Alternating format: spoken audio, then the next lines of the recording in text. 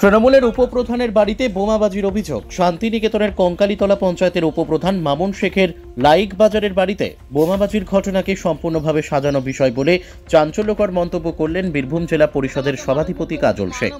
দিন কয়েক আগেই মামুন শেখ তার প্রাণ সংশয়ের আশঙ্কা করে অভিযোগ তুলেছিলেন বোলপুর পঞ্চায়েত সমিতির সভাপতি মোহাম্মদ হানিফ কাজীর বিরুদ্ধে। তারপরই বোমাবাজি হওয়ায় এলাকায় উত্তেজনা ছড়িয়েছে। তবে জেলা পরিষদের সভাধিপতি তথা যাদের বিরুদ্ধে প্রাণে মেরে ফেলার হুমকির অভিযোগ তুলেছিলেন মামুন শেখ, তাদের দাবি কঙ্কালীতলা পঞ্চায়েতে প্রচুর পরিমাণে দুর্নীতি করেছেন উপপ্রধান। তার বাড়িতে সেই সমস্ত পাওনাদারেরা হামলা করতে পারে, এই কারণেই এমন মিথ্যে বোমাবাজির ঘটনা ঘটিয়ে তিনি পুলিশের নিরাপত্তা নিতে চাইছেন। তাই তার বাড়ি লক্ষ্য করে শনিবার রাতে যে বোমাবাজির ঘটনা ঘটেছে তা সম্পূর্ণ সাজানো, এমনটাই দাবি করছেন জেলা পরিষদের সভাধিপতি কাজল শেখ ও মোহাম্মদ হানিফ কাজী আমিরুল ইসলামের রিপোর্ট, এস নিউজ বাংলা। দিন আগে একটা অভিযোগ আমি পুলিশকে জানিয়েছিলাম কয়েকদিন আগেই।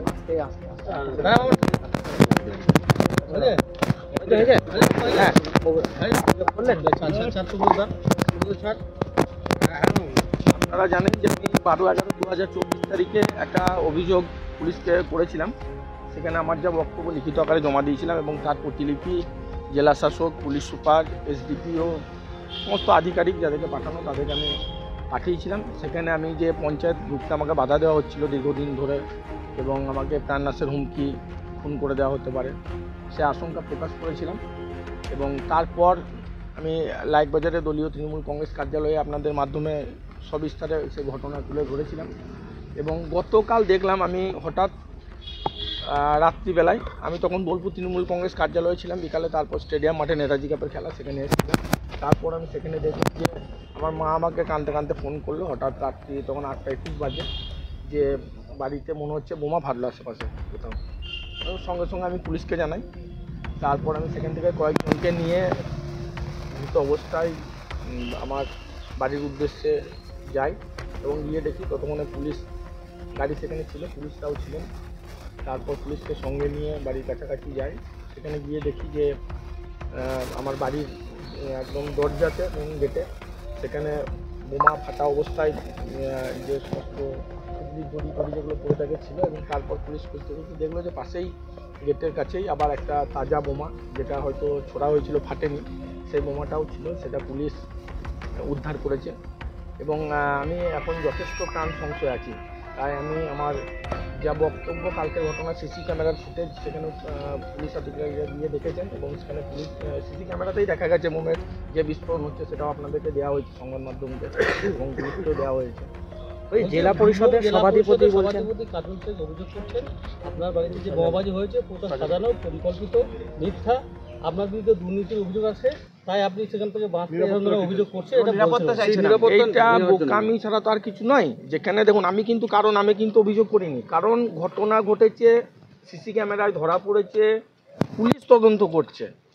তাহলে এখানে কে দোষী কে সাজানো সেটা তো পুলিশ তদন্ত করে পুলিশ বলবে। এখানে আমি বলি বা উনি বলুন বা ব্যক্তিগত কেউ তো এখানে মত করতে হয়। তাহলে এখানে তদন্ত প্রক্রিয়াটাকে নিশ্চয়ই বন্ধ করে দেওয়ার চেষ্টা হচ্ছে বলে আমার ব্যক্তিগতভাবে মনে হয়। আর নিরাপত্তার অভাব তো অবশ্যই বোধ করছি।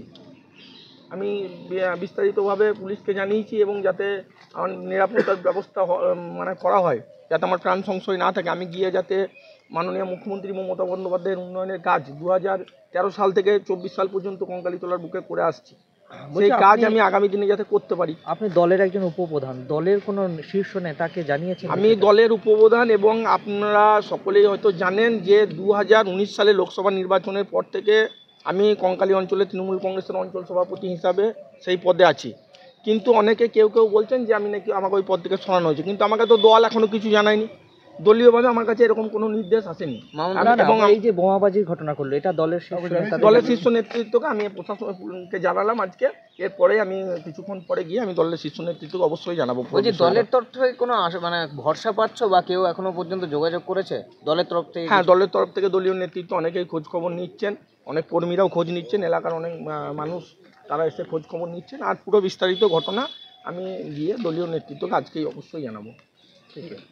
প্রধানের বাড়িতে বোমা মারার অভিযোগ দুষ্কৃতীদের বিরুদ্ধে, এবং কদিন আগে তারা আপনার পঞ্চায়েতে যিনি মানে পঞ্চায়েত সমিতির সভাপতি আছে তার বিরুদ্ধে অভিযোগ করেছিল, প্রাণনাশের হুমকি দিয়েছে এমনটাই বলেছিল। এই বিষয়ে কি বলবেন?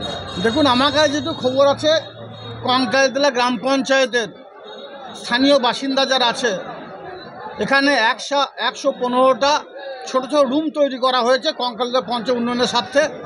সে 115 জন অভিযোগ করেছে তাদের কাছ থেকে লক্ষাধিক করে টাকা নেওয়া হয়েছে বিনা রসিদে। এখানে একটা মাটি সৃষ্টি প্রকল্প আছে, যেটা আমাদের মাননীয় মুখ্যমন্ত্রী মাননীয় মমতা বন্দ্যোপাধ্যায় তার স্বপ্নের প্রকল্প। তিনি বলেছিলেন মাটি সৃষ্টি প্রকল্প যেগুলো হবে সেইগুলোতে যারা আমাদের স্থানীয় মহিলারা আছে, মায়েরা আছে, গ্রুপ আছে, তারাই সেটা পরিচালনা করবে। এখানে দেখা গেছে যে 3 জন ব্যক্তি ওখানে নিয়োগ করা আছে, এখানে কোনো গ্রুপের ওখানে নিয়োগ করা হয়নি, অর্থাৎ মহিলারা ওটা রক্ষণাবেক্ষণ করছে না। এই ধরনের একাধিক অভিযোগ বোলপুর শান্তিনিকেতন থানাতে ওনার বিরুদ্ধে করা হয়েছে, যেটুকু আমার জানা আছে। সেই অভিযোগের ভিত্তিতে এরিয়ার মানুষ একটু উত্তপ্ত আছে, সেই ভয়ে ভীত হয়ে উনি হয়তো পুলিশ প্রোটেকশন পাওয়ার জন্য এই ধরনের যে মিথ্যা সাজানো ঘটনা তিনি করছেন বলে আমার মনে হয়। যদিও বীরভূম জেলা পুলিশ প্রশাসন অতি সক্রিয় আছে, বিষয়টা নিষ্ঠার সঙ্গে সততার সঙ্গে দেখার জন্য আমি বীরভূম জেলা এসপি সাহেবকে রিকোয়েস্ট করেছি, বোলপুর এডিশনাল এসপি সাহেবকে রিকোয়েস্ট করেছি। ওনারা দেখছেন, তো এটা সত্য নয় বলে আমার বিশ্বাস। কারণ 2023-2024 যে নির্বাচনগুলো আমরা করেছি বীরভূম জেলা কোর কমিটি, কোনো ক্ষেত্রে বোমাবাজি গুলিবাজি হয় নাই।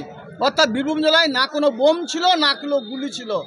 জানি না কী জন্য, কোন অজানা রহস্য হঠাৎ এসে উদ্ঘাটিত হয়ে গেল বীরভূম জেলায়, যার জন্য আবার বোমাগুলি চালু হয়ে গেল। এটা না হলেই ভালো হয় বলে আমি মনে করি।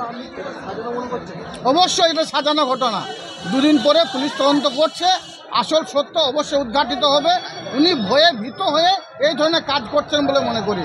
ওনার বিরুদ্ধে একাধিক অভিযোগ আপনার শান্তিনিকেতন থানায় গেলে বুঝতে পারবেন।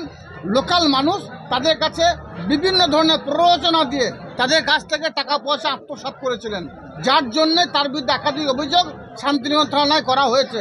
তাছাড়াও এখানে যারা ট্রাস্ট আছে, সেই ট্রাস্ট থেকেও কয়েকবার টাকা তোলা হয়েছে, ধর্মীয় স্থানীয় থেকেও টাকা উনি তুলেছেন, সেটার প্রমাণ আছে। সেই ভিত্তিতেই তিনি ভয়ে ভীত হয়ে পুলিশ প্রোটেকশন চাইছেন, যার জন্য এ ধরনের ঘটনা ঘটাচ্ছেন বলে মনে করি। আপনারই দলের উপপ্রধানকে তাহলে মিথ্যাবাদী বলছেন? দেখুন, আমার দল যে অপরাধী সে অপরাধী, যে মিথ্যুক সে মিথ্যুক, যে তোলাবাজ সে তোলাবাজ। এটা আমাকে শিখিয়েছেন আমার দলনেত্রী মমতা বন্দ্যোপাধ্যায়। তিনি যে খারাপ কাজ করবে, দুষ্কর্ম করবে, তার এই দলে ঠাঁই হবে না। এটা মমতা বন্দ্যোপাধ্যায়, অভিষেক বন্দ্যোপাধ্যায়ের নির্দেশ। স্বভাবতই তোলাবাজি করেছেন, সেটা থানাতে লিখিতভাবে অভিযোগ দায়ের করা হয়েছে। তিনি মানুষকে প্ররোচনা করেছেন, মিথ্যা পথে মানুষকে পরিচালনা করেছেন, থানাতে লিখিত অভিযোগ দায়ের আছে, সেগুলো তদন্ত চলছে। সেই ভয়ে ভীত হয়ে উনি এই ধরনের ঘটনা ঘটাচ্ছেন, যাতে মানুষের সামনে অন্যভাবে নিজেকে তুলে ধরার চেষ্টা করেন, কিন্তু সেটা প্রমাণ হবে না। ওনাকে বলবো আপনি নিশ্চিন্ত থাকতে পারেন। গত সপ্তাহেও মিটিং ছিল কঙ্কালতলা গ্রাম পঞ্চায়েতে, আমার এমএলএ সাহেবকে আমি পাঠিয়েছিলাম এই ধরনের ঘটনা না ঘটার জন্য। এমএলএ সাহেব পঞ্চায়েত সভাপতি পঞ্চায়েত উপস্থিত ছিলেন, তিনিও এসেছিলেন পঞ্চায়েতের মিটিংয়ে এবং বাড়ি গেছেন। আবার 10 তারিখে মিটিং আছে, তেনাকে আপনাদের মাধ্যম দিয়ে আসার জন্য বলবো, নিশ্চিন্ত থাকতে পারেন। কঙ্কালতলা গ্রাম পঞ্চায়েতের মানুষ, নানুর বিধানসভা মানুষ, বীরভূম জেলার মানুষ অশান্তি চায় না, কাটাকাটি কোনো রাহাজানি চায় না। কারণ মমতা বন্দ্যোপাধ্যায় উন্নয়নের মাধ্যমে মানুষের মনের মণিকোটায় পৌঁছে গেছেন। স্বভাবতই আমরা উন্নয়নের পথে হাঁটছি, কাটাকাটি কোনো রাহাজানির পথে আমরা হাঁটছি নাই, আর হাঁটবো না, আর কাউকে হাঁটতে দেবো না।